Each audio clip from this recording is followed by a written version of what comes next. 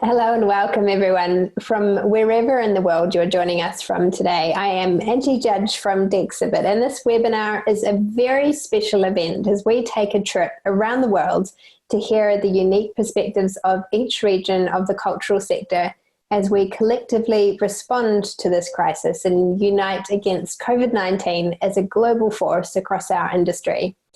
We're all going through this together. So in helping visitor attractions unite, we've talked to industry associations worldwide, exploring the similarities and differences of how the pandemic is impacting industry, what the prospects for recovery are, and the advice from each of us and our lessons learned so far.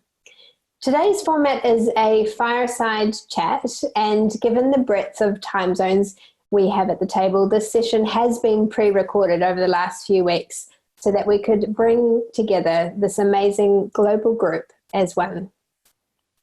Each region we've talked to has reached for a unique crisis in their recent history, such as Australia's bushfires or the Canterbury earthquakes or the Ebola outbreak in Africa, and taking lessons into this pandemic on the threats to staff and visitor safety and to economy and tourism. Each region also has the power to shape its own solution and recovery, and a particular topic we'll cover today is the comparison of government regulation and support. We've talked to Europe, the UK, the US, Africa, Australia and New Zealand. You'll note we are missing a couple of regions whose voices we'll try to encapsulate in our discussion today, where associations weren't available, or in the case of Asia, where we've already held a separate webinar dedicated to the Asia region experience in COVID-19, which is well worth a watch for all of us outside the region to learn from their experience, given this part of the world is already ahead of us in the COVID-19 timeline and in the middle of reopening. Today, I'm joined by the dream team of leaders in the cultural sector from all corners of the globe. This incredible lineup includes the network of European museum organisations, including the German Museums Association and Slovenian Museums Association, the Museums Association of the United Kingdom, the American Alliance of Museums, the Australian Museums and Galleries Associations, Museums Aotearoa, and the African Association of Visitor Experiences and Attractions. That is quite a mouthful. Thank you to all of our associations for sharing your perspectives with us on what's happening in your region and for coming together in this unique global lineup. The benefit of having all these global voices together is to compare and contrast and learn from each other. But if you are just here for an update on your neck of the woods or for the full-length interviews, head to podcast.theexhibit.com, where we have published each regional recording separately. Tell us a little bit about the health and economic situation in your region. Well, I want to say a couple of things first. First of all, Australia had the summer from hell. Okay, so we had bushfires, which many people around the world will have seen, were horrified by. We had 1 billion animals, wild animals burnt.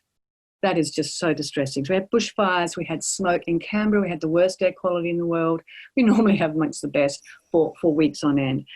We had floods then in Queensland and elsewhere. We had communities devastated. So that's all that. So this has now come on top. In fact, we were talking, saying, the next thing is going to be plague of locusts. And of course, we've got COVID-19. So, we shouldn't have said the P word. Mm-hmm. So that's the first thing, setting the scene. The second thing is I recognise we are a very wealthy and a very lucky country compared to many others in the world. So whatever I'm talking about, it is within that context, and I understand and recognise and am very grateful for that when I'm talking down the track. Thirdly, just in terms of the arts and culture in Australia, it contributes $111 billion per annum. It's not a small industry. It's not a small niche thing. There's 600,000 cultural creative workers in Australia. So all that's setting the scene.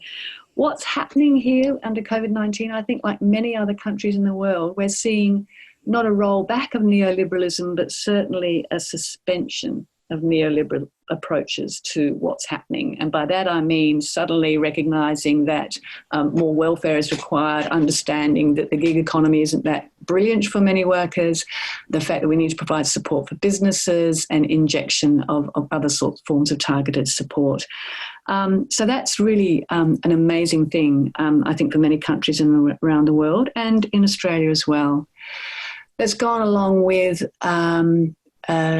various social distancing measures for a start, and bans on large and small community gatherings, which had a huge impact, which I'll talk about in a sec, on the performing arts, for example. They were the first to get hit, and they'll be the last to reopen when they can reopen. So we've got the bans, we've got health checks. We are flattening the curve at the moment. People have responded on the whole pretty well to the social distancing requirements. Maggie, how about for you in the UK? Yeah, well, and quite quickly the government stepped forward to offer business rate holidays and a furloughing scheme for companies to use. And the furlough scheme, the government will pay 80% of workers' pay, with then encouraging, obviously, organisations to pay the extra 20% if they are able to. So that was the first wave of support that came out, which was quickly followed, of course, by, the concerns that in today's economy and ecology, so many people aren't working in organisations where that's relevant to them. So the number of people that are self-employed, the number of people working in the gig economy. So more measures have come forward to support self-employed people and people working in different ways. But there's still, we live in a very complex world now. So one measure or a number of measures that fit a certain type of organisation aren't relevant and helpful to everyone. So it's a complex picture, and I think, generally the government's stepping forward and doing what it can. But clearly, this is a massive, complex task and a massive potential financial implication that will hit us all, of course, for years to come. Sabine, how about for you in Africa? As you can imagine, the African countries in Africa and also South Africa itself have less economic depth than perhaps other first world countries. Emerging economies had less savings to start with. So the lockdown and lack of economic exchange that's able to take place in all its forms is affecting us very severely. Emerging economies are often really dependent on small and medium enterprises and very small businesses, day-to-day cash exchanges. So it is affecting these people very hard. So there was a coronavirus grant that amounts for every person that's going hungry, increase of child support grant, increase of unemployment fund.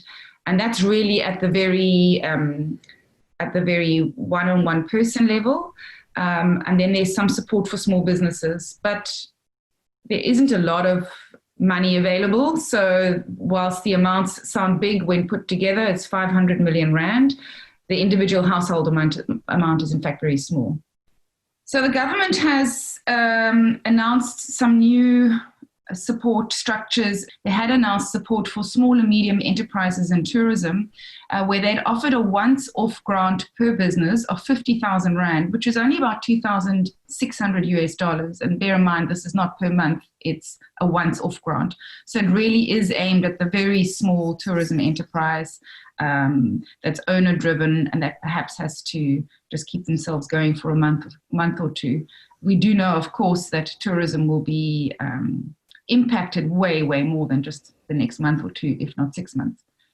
What is happening in the museums and attractions industry for your region? How are our colleagues feeling in the industry, and what's their general sentiment? Well, what we have been doing in the past weeks is working on our survey. We have done a survey mostly for European museums around the impacts of the coronavirus situation, which mostly relates to the economic impact. But we also wanted to know how museums react in terms of their digital offers. And I think this was a bit of a bright side that we have been looking at. I think that has been all across the globe. There was an unprecedented digital creative use and engagement. So this is the bright side, but obviously when you look at the income loss that some of the museums, actually most of the museums are facing, it's quite dull. On the other hand, we have just published a map of European museums opening back to the public again. I think it's available on our website. Most of the museums either open this week, next week, or within the first 2 weeks of June. So that's really positive, and we're really looking forward to seeing how this is going to go. NEMO, especially as a European network, is about European cooperation. So we really want to encourage colleagues to go back to the cooperation that we have had, especially in crisis, because you can learn from each other. How do museums open up in Germany? How do museums open up in another country? And you can learn from how to do the security measures, for example. I think this is going to be a very big deal. How are you going to deal with a lot of people wanting to go into a museum? So I'm really happy about this. And David, how about for yourselves with the German Museums Association? I would like to use the opportunity to say that we are actually in a lucky situation in this difficult time in Germany for at least three reasons. The first is that the majority of German museums are public institutions. It means that they are part of the city, regional, or national administration, and they are largely financed by public money. So they don't have they are not struggling to survive, and they don't have to lay off staff, at least currently. So that we are in a difficult situation. The museum were closed or are still closed, but we have some positive things. And the second positive aspect was already mentioned by Julia, is that in this tragic health crisis, the museum were pretty reactive to. They tried to have a good to stay in touch with their audiences with a lot of online offers, and it's not obvious in Germany because Germany is sometimes very bureaucratic and have a heavy administration. And it was possible to be so reactive. And the third really positive thing in this difficult situation is that the museums are gradually now reopening. So some of them, this very small museum reopened already, and we expect that all museums in Germany will reopen, will welcome back the visitor by end of June. Of course, with specific protection, with hygiene measures. But it's a positive thing, even if it's a big challenge because they need financial support in this time, because the fixed costs are very high and the number of visitors are in the first weeks very low. And Alexandra, how about for you with the Slovenian Museums Association? Well, first of all, I have to say we come from a small country, a very small, only 2 million people. And we were very lucky because we only had 0.07% of the entire population that actually caught coronavirus. But nevertheless, the museums in Slovenia have been closed since March 13th, as I said. And during this quarantine, when people were forced to stay at home, museums presented themselves and their work online. We had online guided tours, online exhibitions, online workshops for kids, history lessons, and so on. As in Germany, we are very lucky because most of the museums are publicly funded. So most of the so workers are paid by the government or by the local government. So we did not have any problems with letting people go. And I suppose we will not have any problems like that in the future. But we still had a huge problem with the loss of income.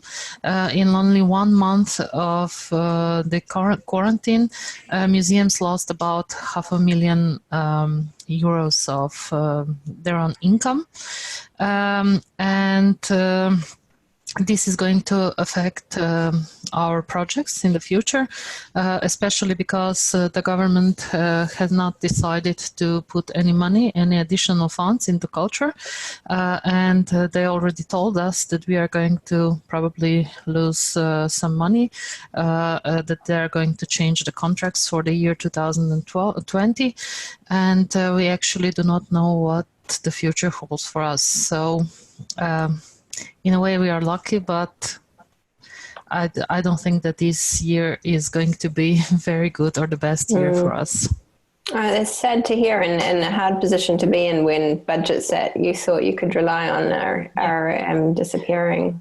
That is going to be a huge problem. And another big problem that we have is that we actually did not get any information from the Ministry of Culture in a month and a half since we were at home. During this time, our government changed. We have a new Minister of Culture. So everything is new to us, and the lack of information is our biggest problem. It's a tough challenge. I know there's a few nations out there at the moment that are going through an election year this year, and it's certainly an interesting time to do that. Yes. Oh, it's quite hard to generalise, actually, and I think that's because we are such a complicated ecosystem in the UK across visitor attractions and museums. We're really fortunate to have a number of organisations that are supporting museums and the wider cultural sector and the wider visitor attraction sector that are bringing together the best intelligence, sharing podcasts, sharing experiences, so that I think no one feels alone in it. So there's, I think, that mixture of huge worry with, with that old resilience and that, feeling of we will get through this, and our creativity and optimism will be helpful. But, every statement is countered by a different feeling, because I say that and my natural inclination is want to be positive, because I see such amazing intelligence and imagination out there to tackle this. And then I think all of us go through that guilt curve as well, because there are so many of our colleagues, we can name so many organisations who know they can only pay staff for another 3 weeks or 4 weeks, and it is that bad. They're all going to the wall. And these aren't organisations that have been managing themselves poorly. It's because their business models are all about people coming through the door. And our reserves, and many of us are charities, and we'll have reserves policies that say we'll have enough reserves to pay our staff and function for 2 months, 3 months. That's very quickly slipping away during this closed time. And I mentioned the complex ecosystem, the range of different governance models and funding models, let alone, the difference in our collection types and locations that we're based in, all make a massive difference. There are organisations that get no regular funding either from national or local government, that it's all about the money through the door from visitors, through entrance fees, and of course all the other paid experiences in our cafes and our retail and so on. And then there are other organisations who are in a more fortunate position, because they do get regular government funding, and the National Museums family, which my museum is fortunate to be part of, does get that regular government funding. But again, even with the national museums, some may have, 80% of their funding may come from the government. Others, it still might be actually a relatively small amount. So we can't just describe it in one linear, in one bland, broad way, because it's so different. And I think because of that, the feeling and mood is different too. But even I was speaking to one colleague who's among those medium-sized museums who relies on every penny of their income virtually comes from people through the door. And And, you know, what a massive worry that she has running her organisation, but still her creativity and positivity shone through, you know, and we're looking for solutions, we're using all the government schemes, we're talking to colleagues, we're finding solutions. So, you know, I think at the end of the day, there are so many great forums here in the UK for people to share ideas and have support, new mentoring schemes coming up to support people to talk through thinking. So it is grim. It is really grim, but equally people are putting their arms virtually around each other and supporting each other to try and find the best solutions that we can. What do you think that is unique about attractions in your region during this time?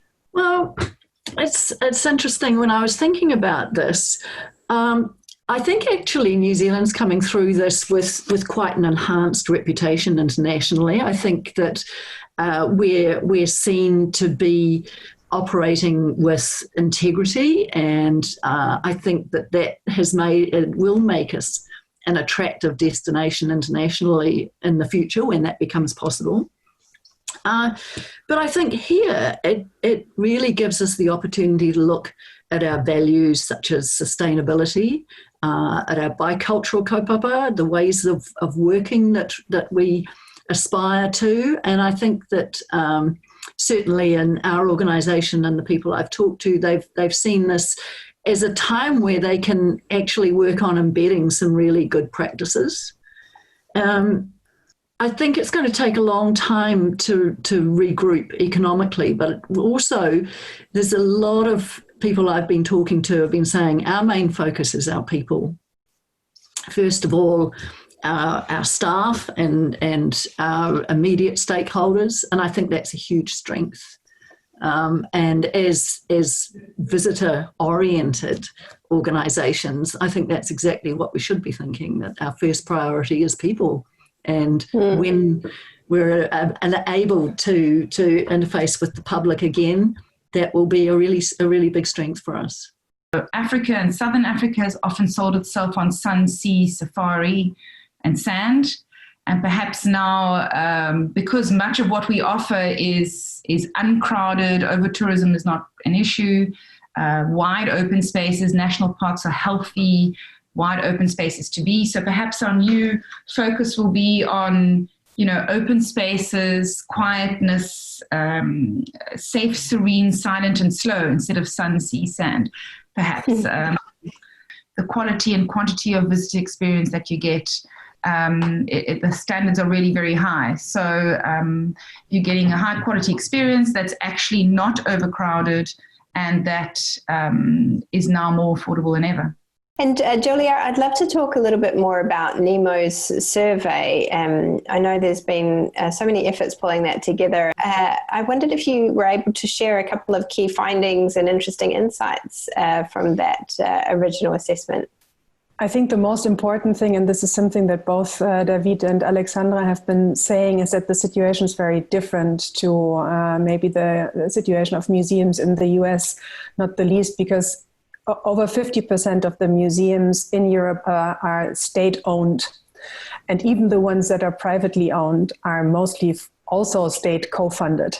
So when we're looking at the situation, there's especially the big museums and the museums in touristic areas lose a lot of money every week. And looking at OECD information that they are counting with a decrease of 70% of global tourism until the end of 2020, this means that the museums will continue to lose a lot of money. And the question will be, how long can they not lay off staff? Because at the moment, most of the museums haven't had to lay off staff. They have had to hold contracts with freelancers, that is for sure. And they have stopped their volunteer programs, but the layoff of staff has, thank God, not been happening until now. Although a lot of museums said that everything that relates to lending and borrowing, so international exhibitions, have been completely put on hold. So until the end of this year, no international exhibition is going to happen the way it was planned. Most of them are postponed to the next year. And every big infrastructure project, that even the ones that have already started, has been put on hold and will be reconsidered because the budgets will probably not be there. So this is maybe the first bit, which looks a bit grim.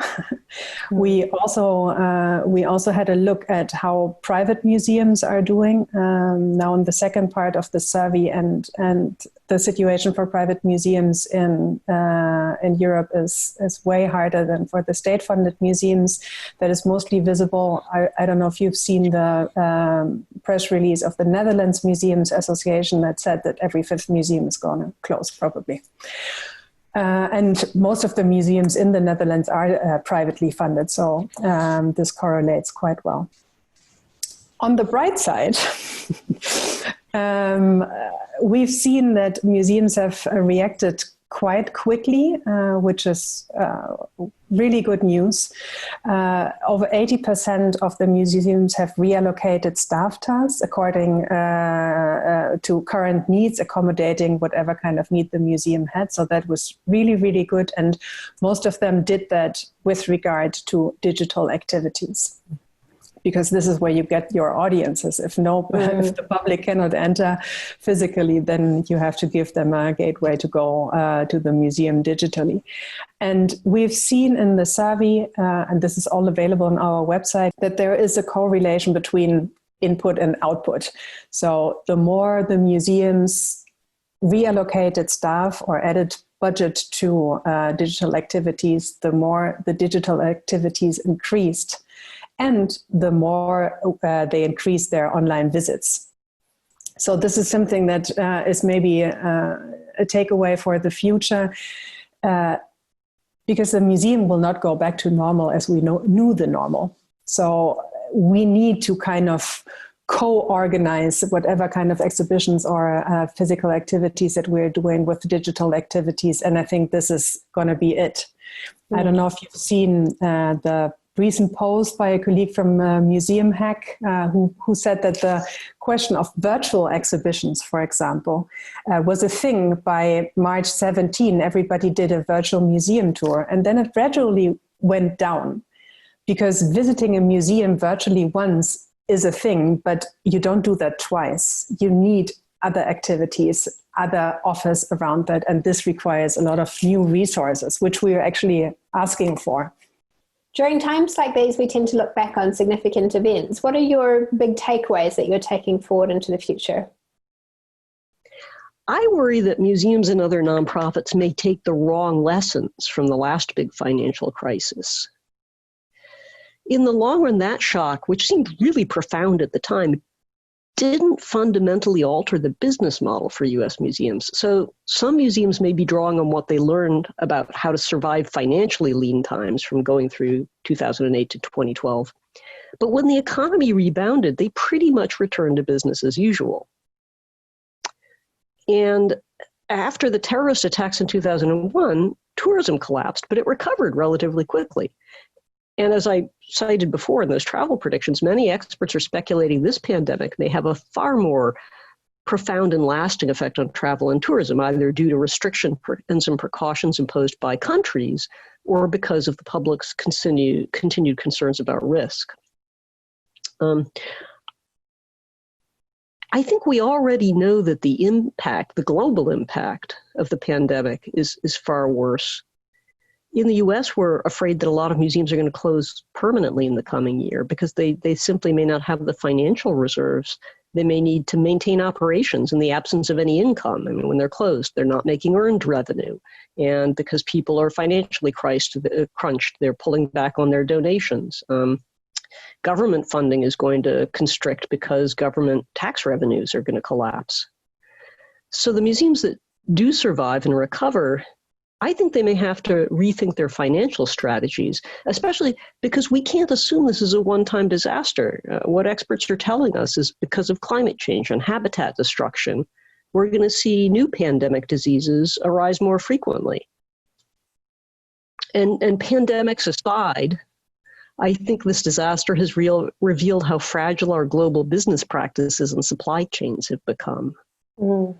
Yes, Africa as a continent has handled many crises, even beyond 9/11 and GFC. There was the Ebola crisis a few years ago that affected, even though it affected a part of Africa in terms of the actual virus, South Africa, for example, which was further away from the center of the Ebola crisis than Spain, saw a massive drop in tourism arrivals. Then we've also had issues with terrorism acts in Egypt and in Kenya, and in South Africa and Cape Town specifically, we've had the water crisis 2 years ago. So we have weathered many storms and many crises.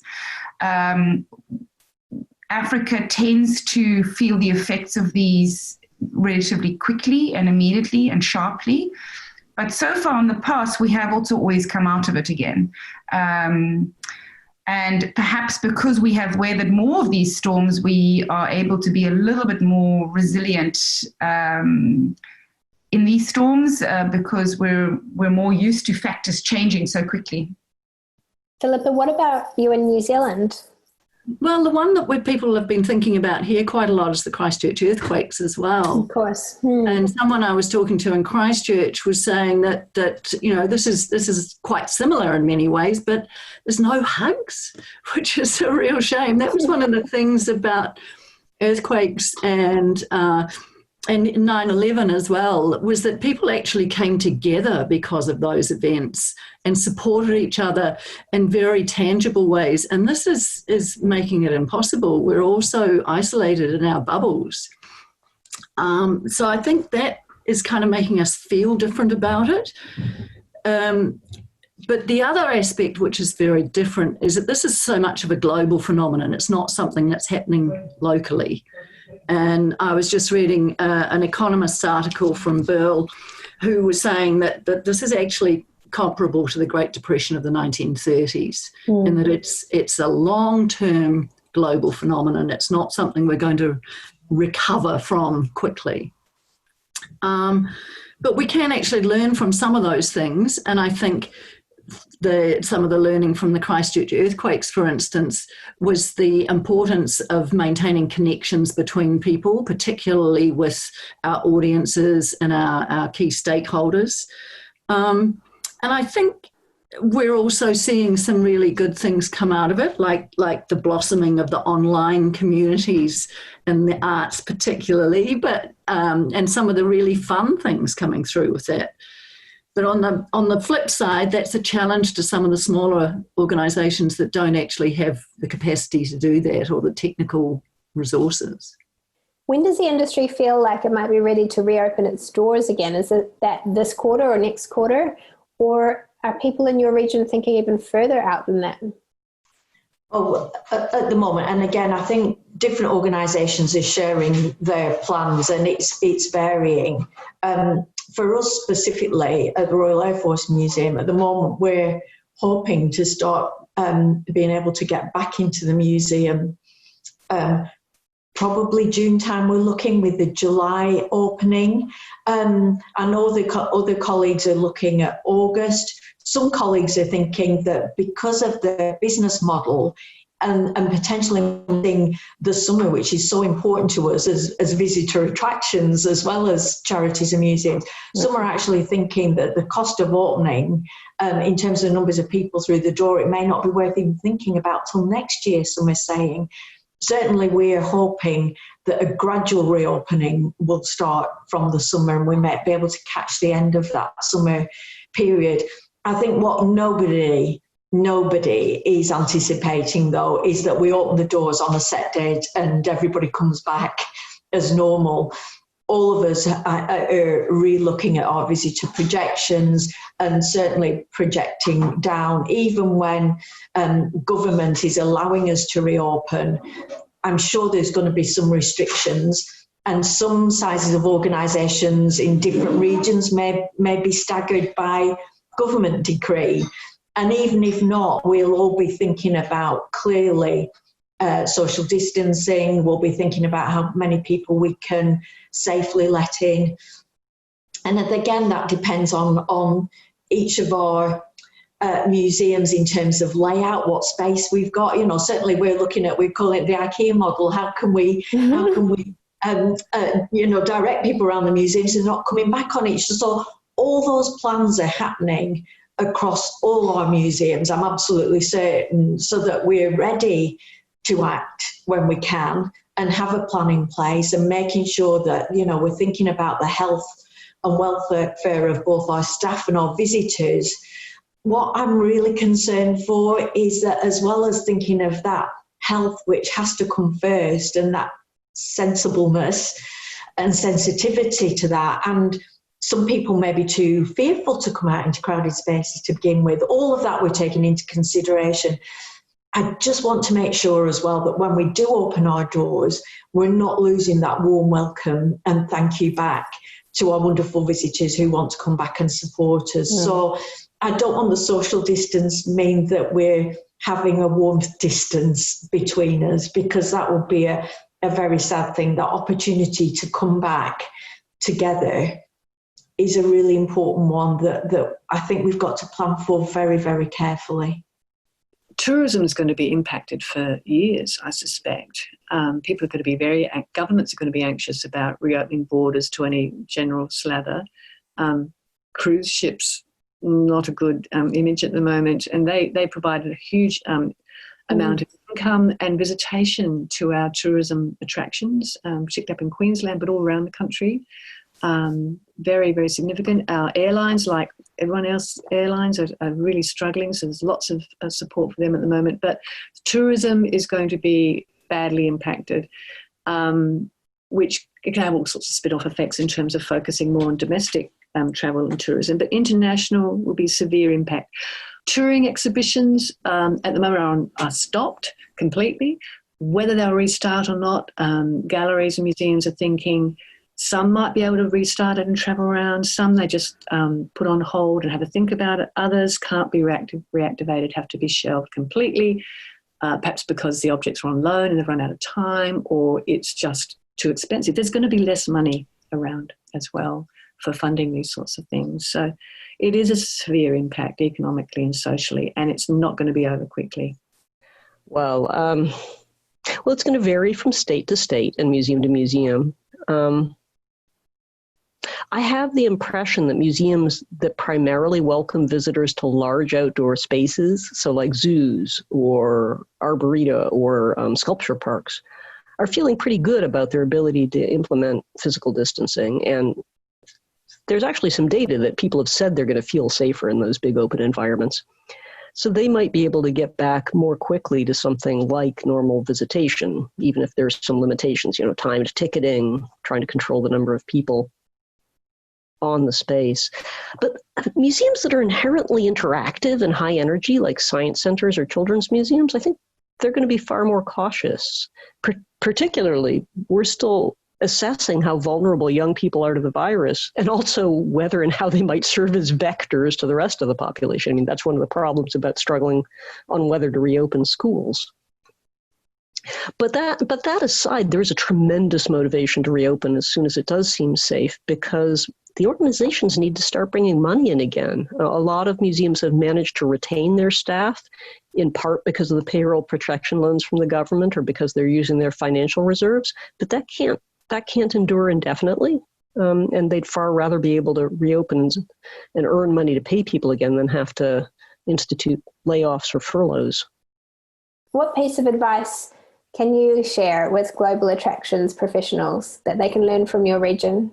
The most important advice I actually have is that it has been very important for museums and galleries in Slovenia to cooperate. Cooperation, help each other, organize events together, and communicate with the government together, because we were more powerful this way, we were heard. Thank you. And how about for you, David? What's one piece of advice you'd offer?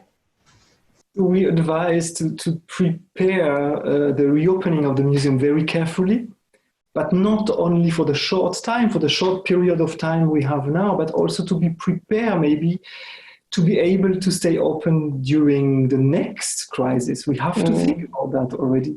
The German federal government launched a 10 million euro support fund for German museums to help them prepare the reopening. So to buy a disinfectant, plexiglass protective screens, or to organize a ticket and visitor management.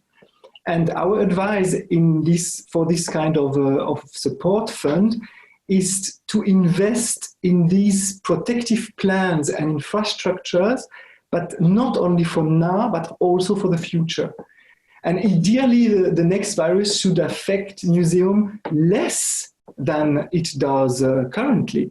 So our piece of advice, be prepared to be able to stay open during the next crisis. Maybe it's an ideal, it's an utopia, but we should go in this direction. I'm going to cheat and offer two pieces of advice. Go ahead. One is about the importance of museums as one of the most trusted sources of information in the world to take a leading role in disseminating accurate and timely information in times of crisis, and to help people learn about how to assess that information and make informed choices. This is an incredibly important role we play in society. But the second, to the point we just discussed about advocacy, is remembering the importance of measuring the impact of what we do. Arts and culture organizations, science and history museums, we do far more good for society than I think most people realize, whether it's providing education or improving health and well-being or strengthening our local communities or bolstering the economy through jobs and tourism. And having strong, consistent, evidence-based messages about the tangible value we provide to society, I think builds a strong case for why museums deserve support in good times and in times of crisis like this. Well, I think it goes back to our people focus. New Zealanders have a really strong sense of community. We have a term, manaakitanga, which has been something we have promoted in everything to do with our cultural world, but also through tourism. Manaakitanga it's a bit like the golden rule. It's being kind to others. It's showing care and respect and hospitality and just looking after each other. I think that's the main thing that we can do at this time. There's that beautiful phrase, isn't there, of what is the most important thing in the world, of He tangata. It's his people. It is people. Mm-hmm. It is people. Very nice. As we wrap up today, if you haven't got your copy yet, head to resources.dexhibit.com for COVID-19 Leading in Crisis White Paper, Survive Then Thrive. It's free to download and full of information and tips on navigating the weeks and months ahead.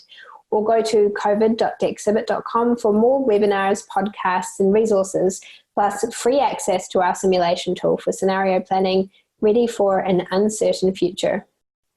Thank you to all our speakers and their organisations for supporting the industry as we come together globally in the fight against COVID-19. That's it from us today. Auf Wiedersehen, adios, sayonara, and haere rā.